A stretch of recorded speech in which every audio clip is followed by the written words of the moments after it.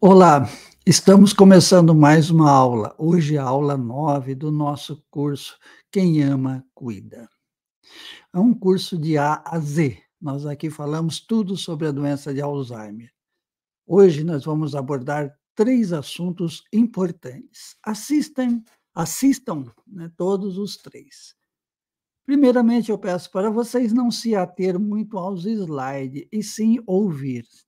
Mas você deve recapitular. Quando você for recapitular a aula de hoje, fique mais atento aos slides, né. Isso é uma forma de você aprender o que é a doença de Alzheimer de forma correta, aprender a evolução dela, aprender os tratamentos possíveis e lidar com as situações desafiadoras. Quando você tem conhecimento, quando você tem paciência, quando você tem amor, tem empatia, você cuida melhor. E nós oferecemos para vocês conhecimento e também apoio para as horas difíceis. Sem delongas, vamos para o primeiro slide. A nossa primeira aula são instrumentos que você deve ter em casa para monitorar a pessoa. Esses instrumentos simples, que não custa caro. Eu fiz um levantamento, os 2 aparelhos mais caros é para medir a glicose. Se o seu ente querido nunca foi diabético, não tem um histórico de diabetes, você não precisa comprar este aparelho. E o aparelho de medir a pressão, são os mais caros. Os outros são bem mais baratos. Se você comprar todos os aparelhos que nós sugerimos aqui, eu fiz um levantamento, uma cotação, fica bem menos de R$ 1.000, e isso lhe dá bastante segurança, porque existem os parâmetros normais. Quando sair dos parâmetros normais, você tem que correr para o pronto atendimento, entrar em contato com o médico do seu paciente, enfim, tem que tomar alguma providência. Vamos lá a esses equipamentos que você precisa ter em casa quando você cuida de um ente querido com a doença de Alzheimer. Vamos lá, vamos ao primeiro slide. Bom, o título é Instrumento de uso caseiro para cuidadores de pessoas com Alzheimer, né? O subtítulo, Facilitando o monitoramento e o cuidado diário. Aqui nós vamos trazer para vocês uma breve descrição da importância de monitorar a saúde do paciente com Alzheimer em casa, para garantir o bem-estar e detectar possíveis complicações precocemente. Então é muito importante, né? Ele nunca teve febre, ou ela nunca teve febre, agora ela está com febre. Por quê? A saturação de oxigênio dele ou dela sempre girou aí, o normal é entre 90 e 98, caiu. Então são várias coisas que nós vamos explicar para vocês e quais são os equipamentos necessários para você fazer uma boa monitoração. Eu digo isso, não é caro, né, você compra na internet, compra nas lojas especializadas e vai lhe ajudar bastante. Primeiro, o termômetro. Para que serve o termômetro? Qual que é a importância? Monitorar a temperatura corporal para indicar febre. Quando tem febre, normalmente tem uma infecção. Embora o paciente idoso, o paciente com Alzheimer, muitas vezes ele tem infecção sem febre, mas é importante você monitorar, né?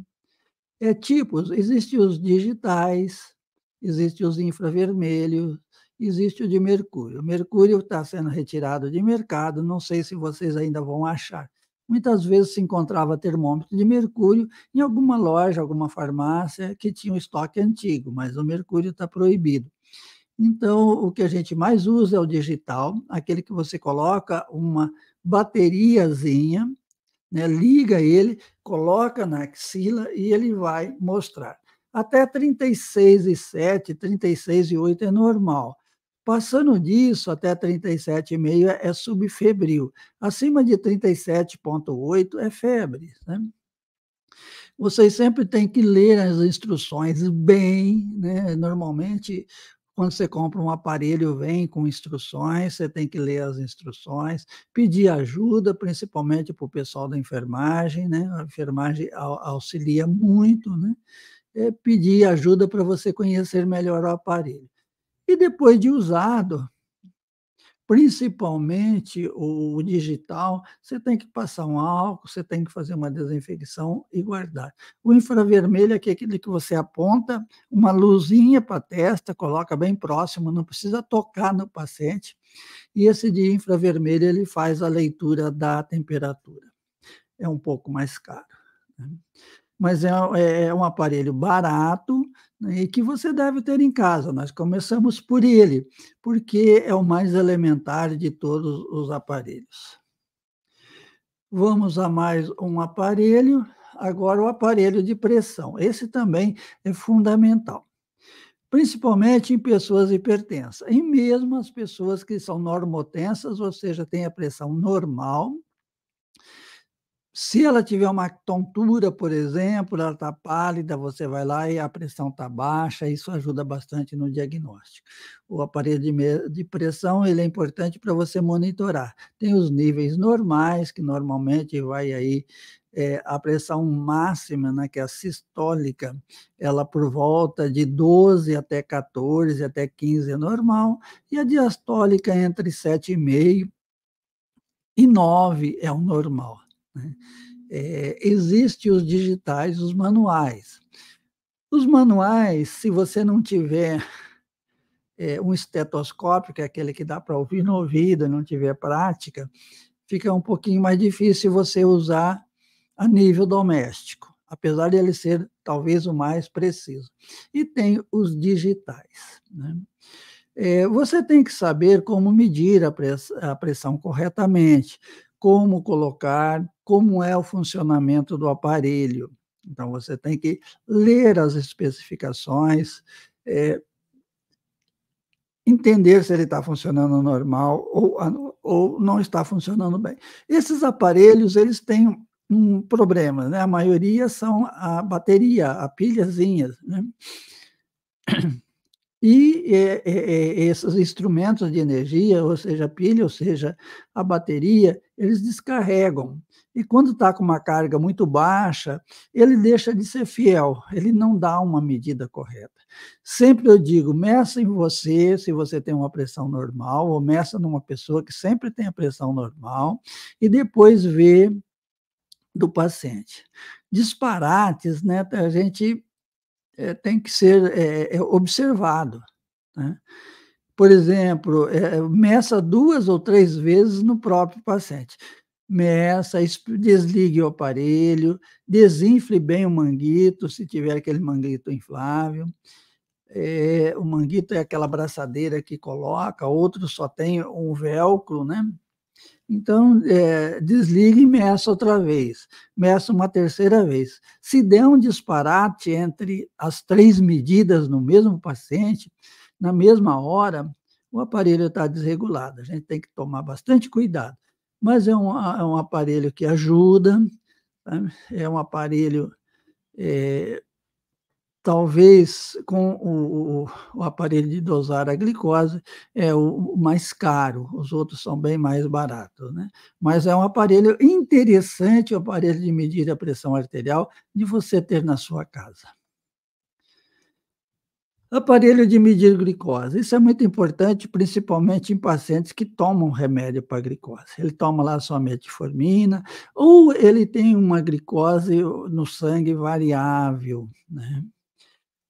E é importante essa monitoração. Existe hoje, o que você compra são os glucômetro digital, né, não tem manual, é só digital. É aquele que vem com uma lancetinha, que você não deve furar na ponta do dedo, né, porque a ponta do dedo tem muita terminação nervosa e é doloroso, e sim, assim, na extremidade do dedo, na lateral, tem menos terminações nervosas e dói menos, né. Também você tem que, ficar atento às instruções do aparelho, pedir ajuda para pessoas que conhecem, que sabem, né. Não é difícil, mas desde que a pessoa tenha conhecimento. Você tem que cuidar bem da higiene, antes de lancetar, passe um álcool, eh, lave bem, enxugue bem a mão, depois passa um álcool, deixa secar, né. Despreze aquela lanceta que furou, aquela lancetinha para furar não deve ser reutilizada em hipótese nenhuma, tem que ser descartado. E também a higiene do aparelho e a atenção na bateria. Todos esses aparelhos que usam baterias, né, seja ela pilha, seja ela aquela bateria redondinha, as baterias acabam e você precisa quando elas estão baixa, a medição nem sempre ela é confiável, você tem que estar bastante atento. Mas é um aparelho interessante, a glicose normal varia entre 70 e 100. Quando você tiver um disparate grande, tem que procurar um médico, principalmente quando o paciente tem hipoglicemia, que é a glicemia abaixo de 70. Por exemplo, o paciente está sonolento, ele está falando com dificuldade, ele usa remédio para diabetes, ele deu uma mudança no seu estado geral, ele se rebaixou, quer dizer, ele está mais para baixo, ele não está assim ansioso, nesse caso jamais, mas vai estar mais rebaixado. Você mede, ela está aí 40 ou abaixo de 50, você tem que correr para uma unidade de saúde para fazer glicose na veia, porque a hipoglicemia é bastante perigosa e ela é bastante comum na pessoa diabética que faz uso de medicamentos. Vamos para mais um aparelho, o oxímetro de pulso. O oxímetro de pulso ficou bastante conhecido, né, na época da pandemia. Quase todo mundo comprava e tinha um em casa. Qual que é a importância para que ele serve? Medir a saturação do sangue e a frequência cardíaca. Ele mostra 2 coisas, né, a saturação do sangue e a frequência, o número de batidas que o coração dá por minuto. Ele vê isso com uma simples colocação na ponta de um dos dedos da pessoa. Você deve colocar, esperar um pouquinho, até o aparelho atingir uma estabilidade. A saturação ela varia, né, ela está entre 90 e 98, quer dizer, 90 e 98 é o normal. Agora você tem que estabelecer o que é o normal para aquela pessoa.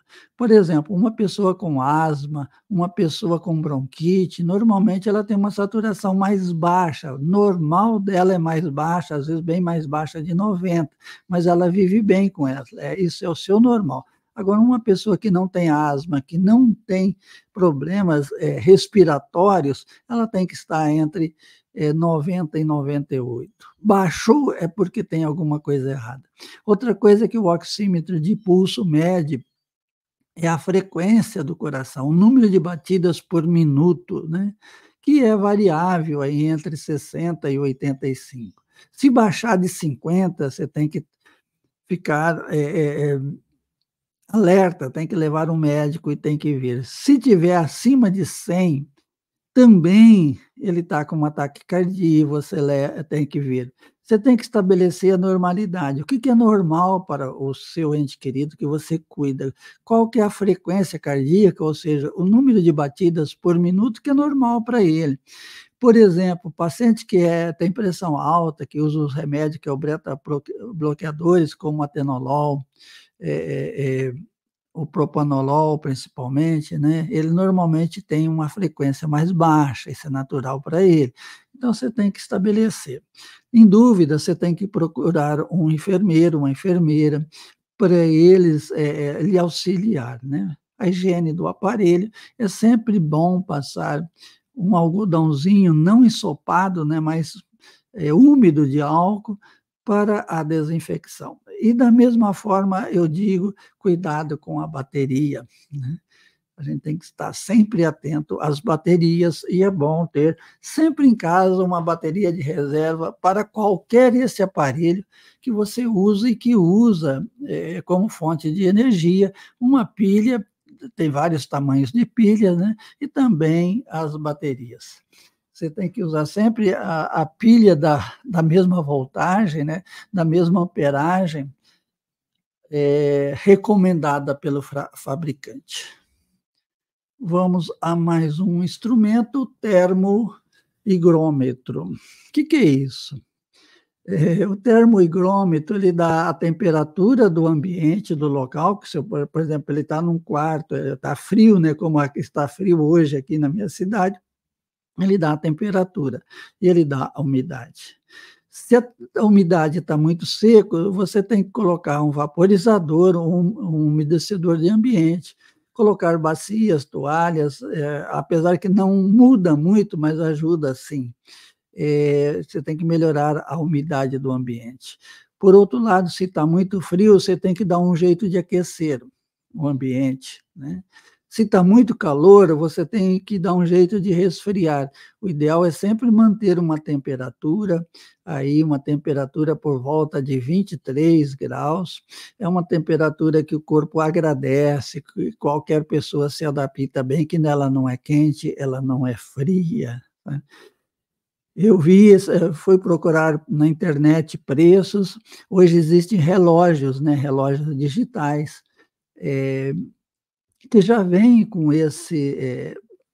vem com o termômetro e o higrômetro, né, o termômetro para medir a temperatura do ambiente e o higrômetro para medir a umidade do ambiente, para oferecer para a pessoa um ambiente gostoso, ou através de um ar-condicionado, através de ventiladores, através de estufinhas de aquecimento, tudo isso para proporcionar um ambiente gostoso e agradável.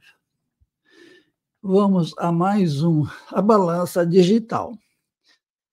Aquela balança de banheiro, aquela balança simples, né? É importante você detectar as alterações de peso, por exemplo, está perdendo muito peso ou está ganhando muito peso, né? Acontece no Alzheimer, pessoas que acabam de comer e falam que não comeu, e se você der comida, come de novo. Isso é bastante prejudicial, né? Ou pessoas que, olha, esse mês ele está aí com 75 quilos, por exemplo.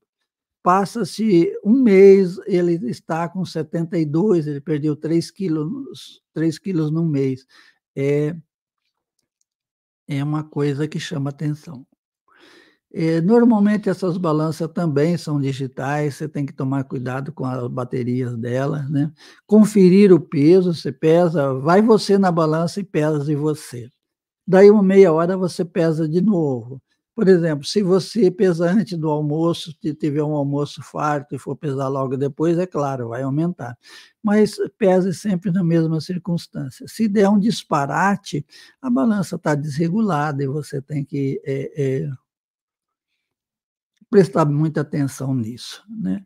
Então, a balança é um instrumento barato, aquelas balanças que a gente chama balança de banheiro, e ajuda bastante a você monitorar o peso, ver se está ganhando, se está perdendo, se está mantendo o peso, né. Como conclusão, né, o uso adequado desses instrumentos facilita o cuidado diário e ajuda a monitorar a saúde do paciente com Alzheimer ou outras demências de forma eficaz. A consistência no uso desses aparelhos, aliada à consulta regular com profissionais de saúde, é essencial para garantir o bem-estar. É uma forma bem mais fácil, né, de você monitorar o seu ente querido, você seguir observando, olha, teve uma alteração importante, por exemplo, a pressão caiu demais do que o habitual, a oxigenação dele rebaixou bastante. O que é que você tem que fazer? Levar num pronto atendimento, ou se ele ou ela tiver um médico que lhe atende, que seja de fácil acesso, você procurar o médico, né? Porque são situações que você pode, com uma simples aferição, detectar. E essa detecção importante, né? Essa detecção precoce, ela vai te ajudar bastante. Nós vamos mudar os slides, né? Nós vamos fazer uma mudança aqui nos slides, espero que vocês tenham uma paciênciazinha para a gente poder, eh, mudar esses slides, que levam um pouquinho de tempo, já que a gente não consegue carregar todos eh eh, todos os slides de uma vez, né. Como nós falamos, o nosso curso é um curso gratuito, é um curso completo. Nós aqui ensinamos a vocês não apenas o que é a doença, ou quais são os sintomas, mas sim também lidar com as dificuldades que possam aparecer. As dificuldades são enormes. Quando a gente enfrenta essas dificuldades com conhecimento, quando a gente enfrenta essas dificuldades com carinho, né, com atenção, com compaixão, né, nós conseguimos, ajudar o nosso ente querido, nós conseguimos a cuidar melhor e fica menos pesado o seu trabalho, né. Nós estamos aqui subindo os nossos próximos slides.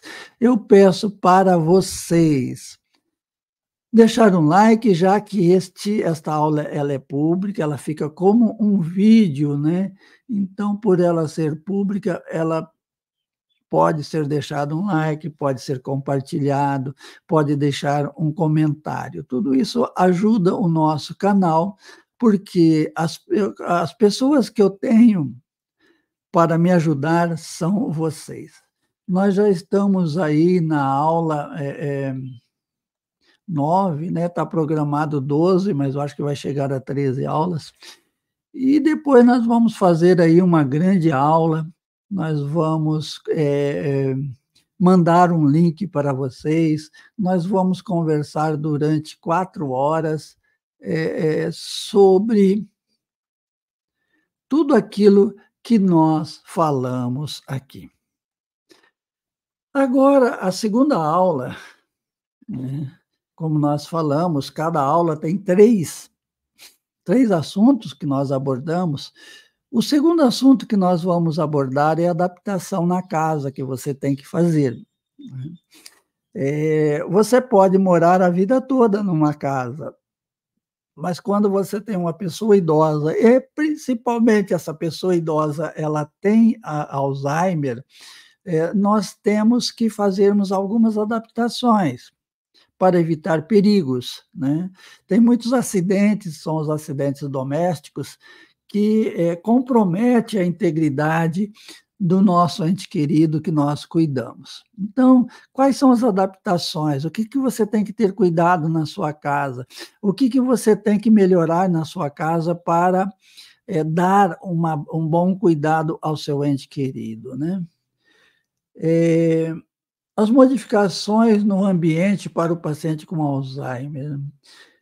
Primeiro nós vamos falar só um pouquinho aqui, nós vamos falar de rampa de acesso. Por exemplo, você tem uma casa que tem degraus, que tem pequenas, degraus, pequenas escadas na casa. Você tem que fazer rampa para facilitar a mobilidade e evitar queda. É importante que onde tem rampa, você também tem que ter um corrimão, você tem que ter um ponto de apoio, né. Não é só rampa, tem que ser a rampa e tem que ter corrimão, e ela tem que ter uma inclinação adequada. Ela não pode ser uma inclinação muito reta, né, e porque isso também facilita as quedas.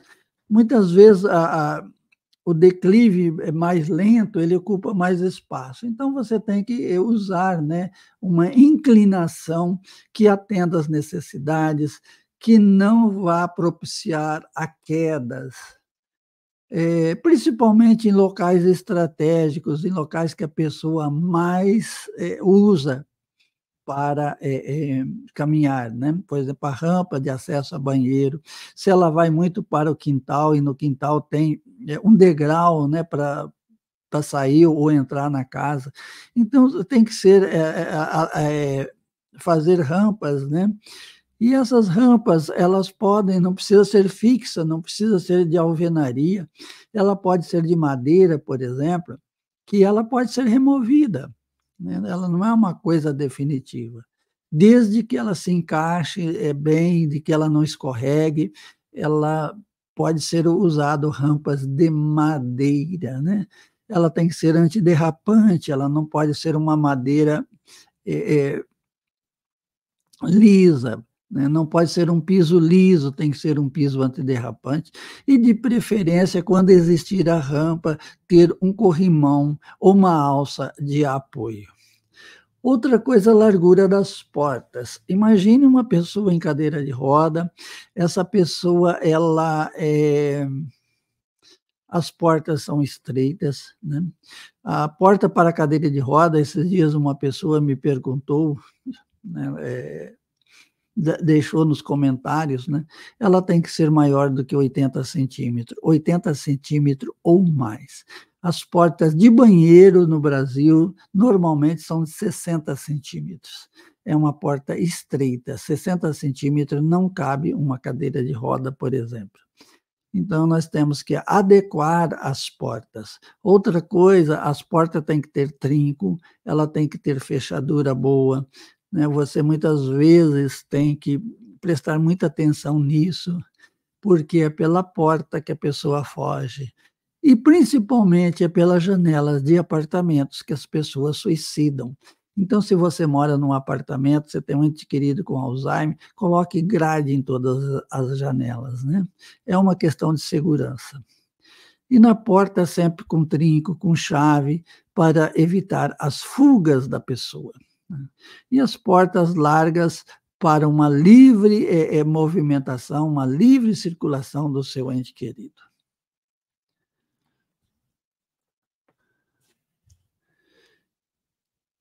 Segurança nas portas e janela, como nós já falamos, né? A segurança, além de ter trinco nas portas, chaves, você guardar as chaves em lugar que nem sempre o paciente tem acesso, as janelas, se você morar em algum sobrado ou algum apartamento, né, a grade.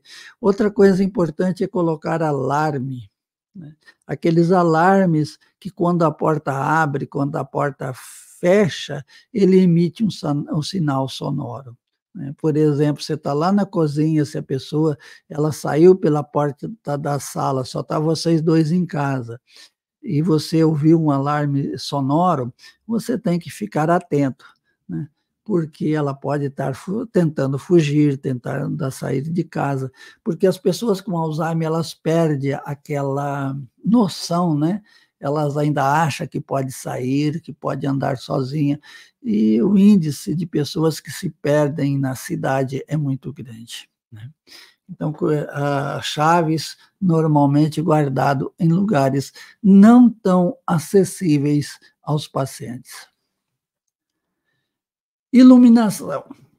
A iluminação é super importante, né?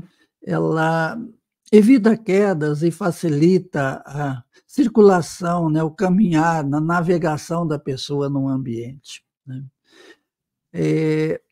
Tem vários tipos de iluminação, como luzes noturnas, iluminações de corredores e banheiros, né? Uso de luzes automáticas e ajuste da intensidade luminosa, né? É interessante você colocar aqueles sensores de presença, principalmente nos corredores à noite. Quando a pessoa está se movimentando, né, isso é detectado pelo sensor de presença e a lâmpada acende. Outra coisa importante é você, em corredores, por exemplo, no banheiro, você colocar aquilo que nós chamamos de luz de rodapé. A luz de rodapé é aquela que você coloca aqui embaixo, né, coloca ali uma lâmpada naquelas tomadas bem próximas do rodapé, normalmente 30, 40 centímetros do chão, você coloca a luz, que ela ilumina bem o chão, dificulta as quedas, né? Porque uma iluminação muito forte à noite inibe o sono. Se a pessoa se expõe a uma iluminação muito forte, ela tem o seu sono inibido. Outra coisa, também não pode ser escuro, porque se for escuro, a pessoa acaba caindo. A opção seria ou uma luz de teto, né, com aquele regulador da intensidade, né, e o sensor de presença. Você abaixa a intensidade da iluminação à noite e com sensor de presença. Durante o dia, por exemplo, a gente deve usar iluminações naturais, janelas abertas, né, portas abertas, para que, porque a iluminação natural ela faz bem. A iluminação artificial, esse comprimento de ondas da iluminação artificial, ela invade o nosso cérebro e acaba levando a uma desregulação do nosso ritmo circadiano, né? O ritmo circadiano é aquele que, com a luz do sol, nós despertamos, nós produzimos mais cortisol. E à noite, com a ausência do sol, nós nos recolhemos, nós diminuímos a produção do cortisol e produzimos melatonina, né? O escuro é um estímulo para a produção de melatonina. E vocês sabem perfeitamente que uma pessoa com Alzheimer, na sua grande maioria, ela tem uma alteração do sono. Vamos a mais um slide, né, que nós acabamos de falar há pouco, um ambiente arejado e natural. Um ambiente bem arejado e natural melhora a qualidade do ar e o bem-estar do paciente. A ventilação, o uso de janela para ventilação cruzada e ventiladores. O que é ventilação cruzada? O ar, o vento, ele entra por uma, sai por outra, sabe? Então, existe aquela circulação de ar no ambiente.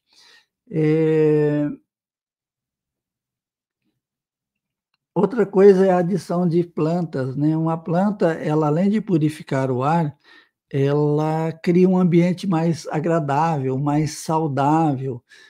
E esse ambiente mais agradável, mais saudável, é importante para a pessoa. Outra coisa, a pessoa tem que ver a luz do sol, ela precisa tomar sol, ela precisa se expor ao sol. Então, se você mora num apartamento, por exemplo, você precisa levar a pessoa para tomar sol.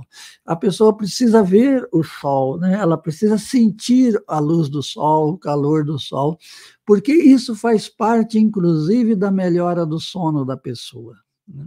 O sol da manhã, principalmente, ele ajuda o organismo se engrenar no ritmo circadiano, isso é, o ritmo de vigília de manhã, né, no despertar de manhã, da maior produção de cortisol, porque o cortisol ele é importante na manhã, né, a diminuição dele à noite, porque se ele continuar produzindo muito à tarde, à noite, leva à síndrome do pôr do sol, leva à agitação noturna. Então, o ambiente ele tem uma importância fundamental na qualidade de vida, no bem-estar da pessoa com Alzheimer. Nós devemos deixar o ambiente cada vez mais arejado, mais iluminado, o mais natural possível, principalmente durante o dia. Vamos com mais uma dica para vocês. Pisos e tapetes, né? Isso aqui tem uma importância fundamental, porque a maioria das quedas que ocorrem em casa normalmente leva a uma fratura de colo de fêmur, e isso passa a ser uma situação bastante grave para uma pessoa com doença de Alzheimer, né? Porque o pisos e tapetes, eles reduzem o risco de quedas, né? O piso nós temos que ser antiderrapantes e uniforme. Já pensou um piso que tem buraco, que falta uma Me fugiu a palavra agora, falta um piso, né, falta uma cerâmica no chão, ou que tem uma cerâmica furada, ele faz um possível buraco, né, isso é ruim. O piso muito liso leva a escorregões, leva a quedas. Tapetes soltos, os tapetes são até importantes, por exemplo, os pisos de banheiro geralmente são muito lisos.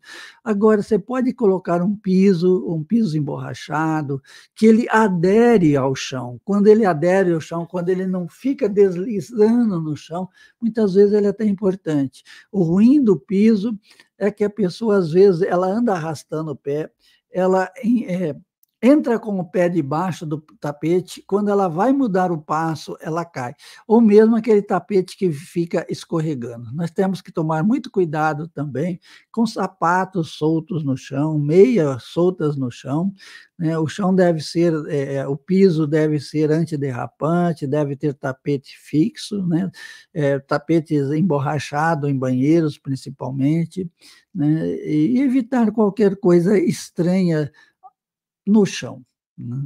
É muito importante, porque quando uma pessoa, ela tropeça, ela cai, a pessoa de idade, ela já tem uma densidade óssea bem alterada por osteoporose, osteopenia, e ela faz queda com fratura, principalmente fratura de colo de fêmur, e isso é muito ruim, né, nós temos que prevenir, adaptar a nossa casa para uma pessoa com Alzheimer, porque ela é uma pessoa idosa e nós temos que evitar isso. Móveis e disposição do ambiente, né, por exemplo, você pega um quarto muito entulhado, com muitas peças de móveis, né, pode dificultar a circulação da pessoa, né. Você tem que colocar o que é necessário. A disposição que facilite a saída para a porta, né.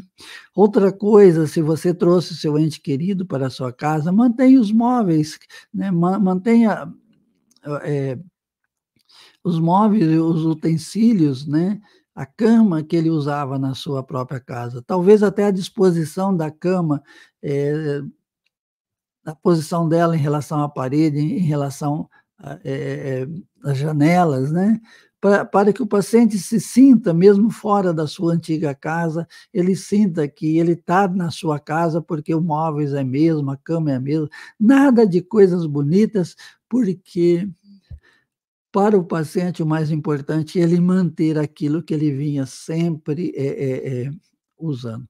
Muito cuidado com as topadas, com os cantos, muito, de quina muito aguçada, os ângulos muito retos, né, isso a pessoa pode se machucar. Eu quando trabalhava em pronto atendimento, eu cansei de atender pessoas de idade, pessoas com Alzheimer, que se cortava na quina da mesa, né. Então você deve hoje existe, né, aquelas cantoneirinhas, de silicone, que você, veste ela num canto de uma mesa, por exemplo, que você diminui o risco de acidente, de se cortar, de bater a cabeça. Então você tem que, fazer um ambiente gostoso, de fácil circulação, que mantenha as características de um quarto que a pessoa sempre dormiu nele, e adaptar-se o máximo possível para que a pessoa se sinta bem. Tapetes para botar os pés quando levanta da cama, principalmente o chão frio, né, o paciente idoso, a pessoa idosa e com Alzheimer, ela sente muito frio, e esse frio que ela sente é ruim para ela, é ruim para a saúde dela. Você pode usar tapete no quarto? Pode, desde que seja aquele tapete que tem uma forte aderência, com o chão, né. Ou seja, tapetes, de fundo emborrachado, ou tapetes que tenham algum mecanismo de aderência ao chão, né. Fora disso, não deve-se usar tapetes. Tapetes têm que muitas vezes é conforto para o paciente colocar os pés, vestir o seu chinelo, mas desde que não ofereça riscos.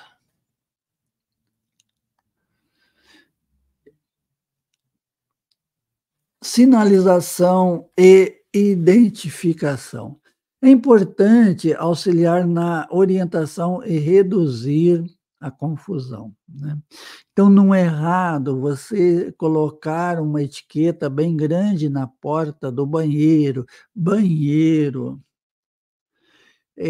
ou colocar uma etiqueta grande na porta do quarto do paciente, né, meu quarto, quarto da vovó, quarto da mamãe, enfim, um jeito carinhoso que a pessoa gosta de ser tratada.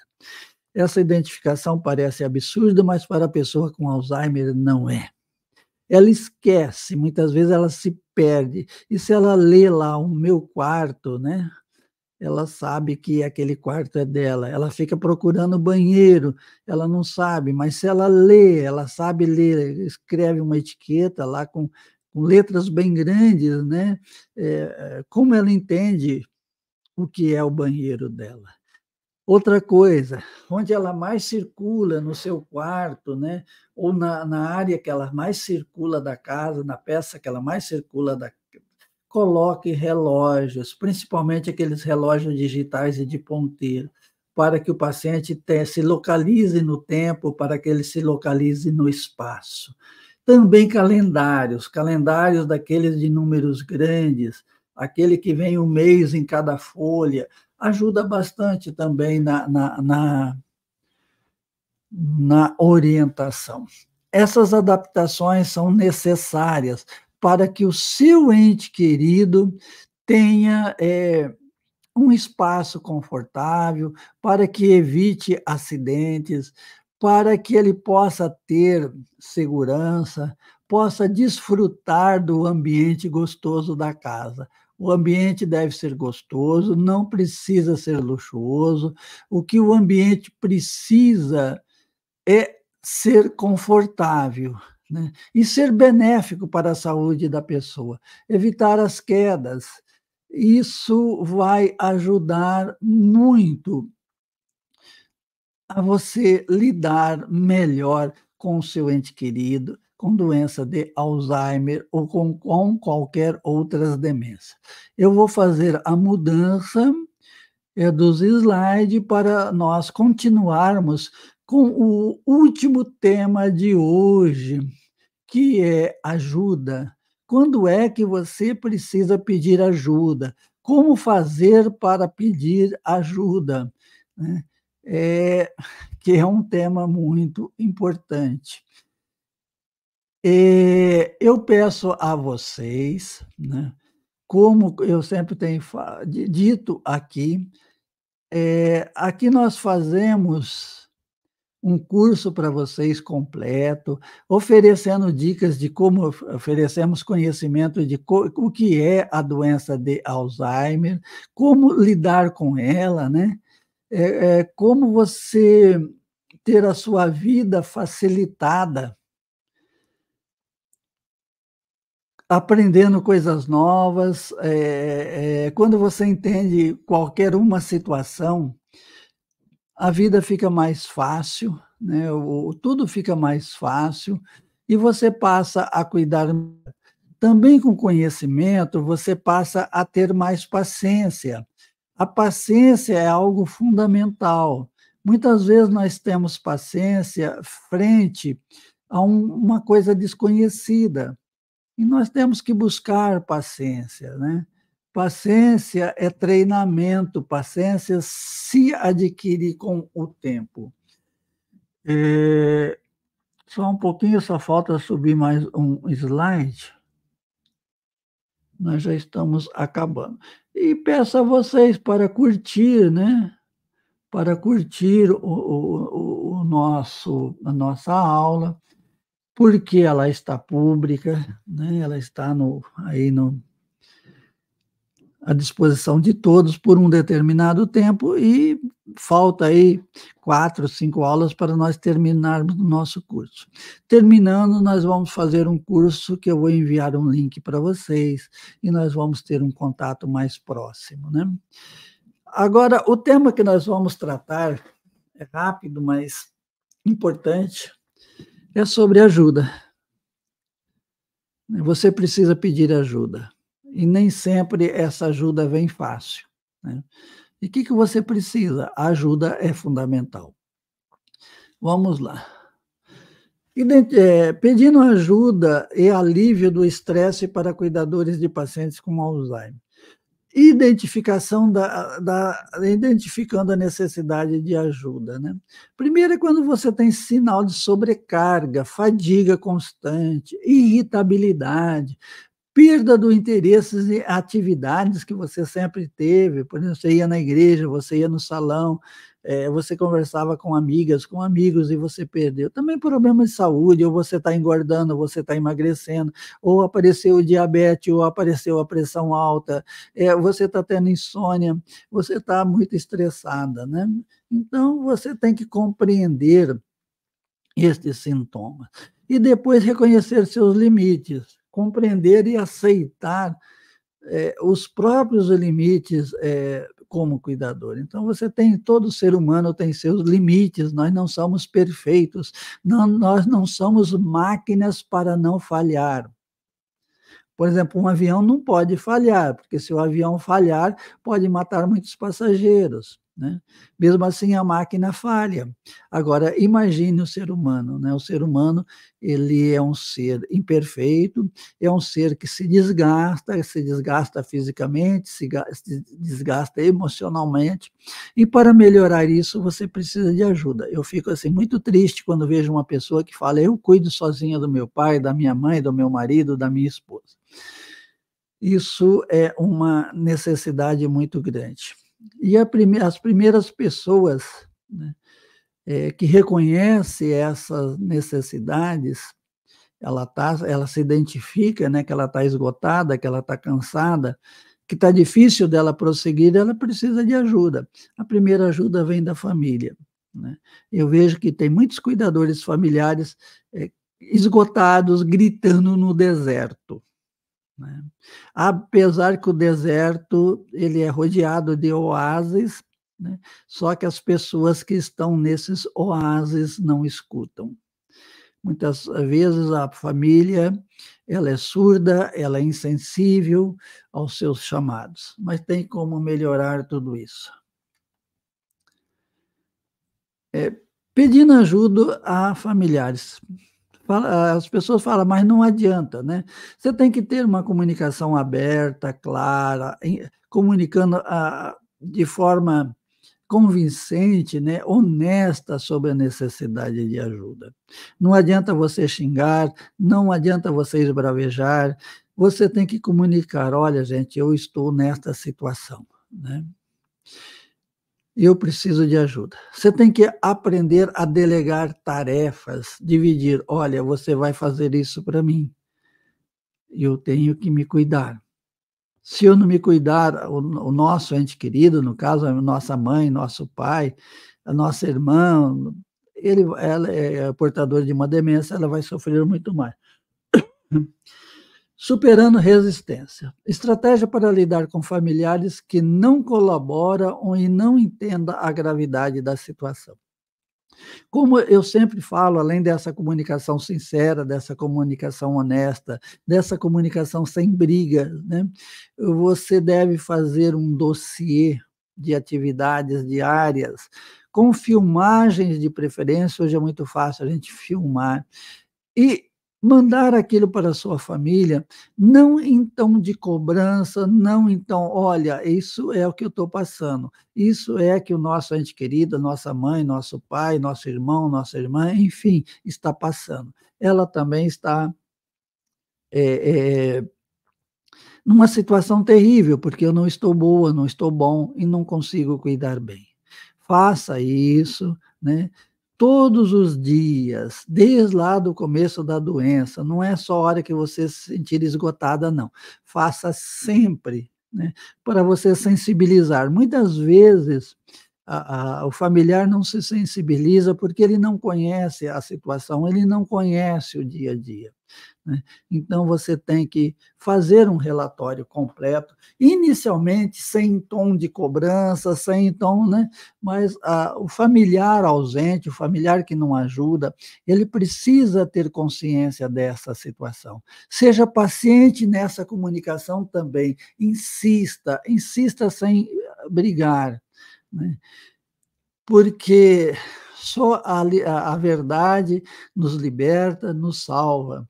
Então, quando você mostra a verdade com sinceridade, com honestidade, né, com simplicidade, você vai conseguir convencer melhor. Com briga, com imposição, jamais a pessoa consegue, né. Muitas vezes eu digo que o último degrau disso tudo chama-se justiça. É muito triste entrar na justiça para cobrar de um familiar atenção, para cobrar de um familiar cuidados. Mas se a coisa chegar a um extremo, né, se você se sentir um pregador no deserto, não tenha medo de recorrer à justiça. É para o bem daquela pessoa com Alzheimer que você cuida. Buscando apoio profissional, o apoio de enfermeiros, médicos, psicólogos, cuidadores profissionais, terapeutas ocupacionais, fisioterapeutas, enfim, todos aqueles profissionais ligados ao atendimento de pessoas idosas, você deve procurar apoio, né? Buscar apoio com profissionais, não ter medo de expor as suas fraquezas, as suas angústias, o seu cansaço, a sua tristeza, né. É muito importante. Também, como encontrar profissionais, como encontrar amigos, né, recursos comunitários, como a agência de cuidados domiciliares, eh, tem, instituição como, centro-dia de atendimento, né, conversar, participar de grupos de apoio, como nós temos o nosso grupo do Telegram, crie um grupo, procure participar, por exemplo, de instituição como a Abras, instituições sérias que tem no Brasil, estude bastante, né. Converse com outras pessoas, não tenha medo de expor as suas dificuldades, suas limitações, isso não é fraqueza, e sim é o caminho para você melhorar a sua angústia, seu estresse físico e emocional.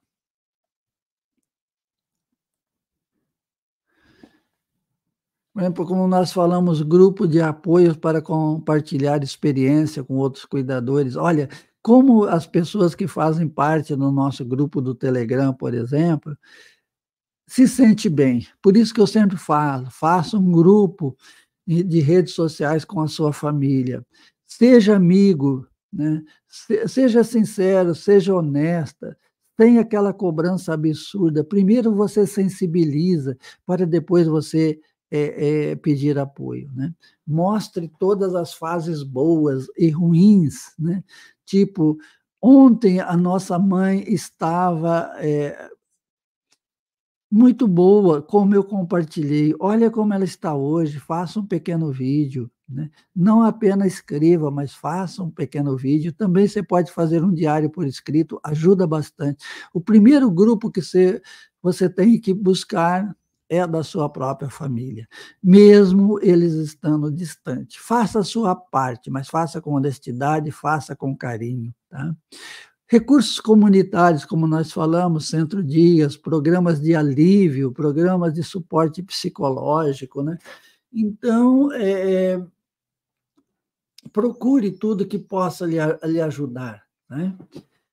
Acesso à informação, como encontrar e utilizar esses recursos. Existem muitos sites, existem muitos canais sério, honesto, de profissionais competentes.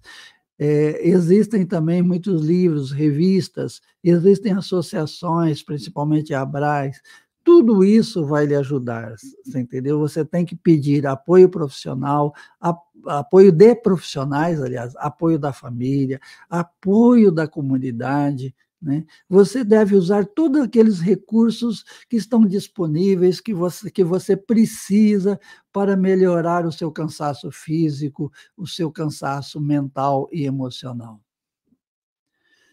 Técnicas de autocuidado para cuidadores. Cuidados físicos, você tem que fazer exercício, tem que alimentar o exercício é uma forma de aliviar o estresse, ter uma alimentação saudável, ter um descanso adequado, você precisa ter descanso, você tem que relaxar, você tem que meditar, você tem que rezar, orar, né. Você tem que refletir, você tem que ter um momento para você de intimidade com você mesmo, né. Cuidado emocional. Meditação, terapia, hobbies, né, ajuda bastante. Como nós falamos, o próprio exercício da respiração, encher o peito pelo nariz bem devagar e depois esvaziar, prestar atenção na respiração, isso já melhora.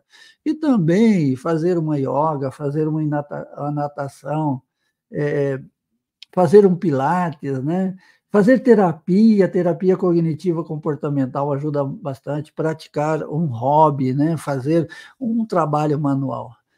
Tempo para cuidar de si mesmo, a importância de pausas regulares e atividade de lazer, né. Você não é uma máquina, você é uma pessoa humana que se desgasta fisicamente e desgasta emocionalmente. Uma máquina, ela só tem desgaste físico, agora você, além do físico, você tem o desgaste emocional. Por exemplo, o desgaste emocional prejudica o físico e o físico prejudica o emocional. A gente entra num ciclo estranho e muito ruim para a nossa saúde, né. Então cuide de você, você é um templo sagrado. Sem você, a saúde do seu ente querido que você cuida também não está legal, não está boa. E por fim, a conclusão. Adaptar-se a essas práticas pode transformar a experiência de cuidar de um ente querido com Alzheimer, tornando-a mais gerenciável e menos estressante. Então, você tem que saber gerenciar o estresse, saber gerenciar as dores, saber gerenciar as dificuldades, não entrar em desespero. O entrar em desespero, quando você entra em desespero, você entra num túnel sem luz no seu final. Então, saiba gerenciar, né? Gerencie o estresse, gerencie a sua dor, gerencie as suas dificuldades. Cuidadores que buscam ajuda e investem em seu próprio bem-estar estão melhores equipados para fornecer um cuidado de qualidade e amoroso, né. Muitas vezes o estresse torna a pessoa mais rude, mais agressiva, né. Então se prepare, prepare porque é importante. Você doa um pedacinho da sua vida para que o seu ente querido possa a viver. Sem essa doação, o seu ente querido não viveria sozinho. Então você empresta um pedacinho da sua vida para que ele possa viver.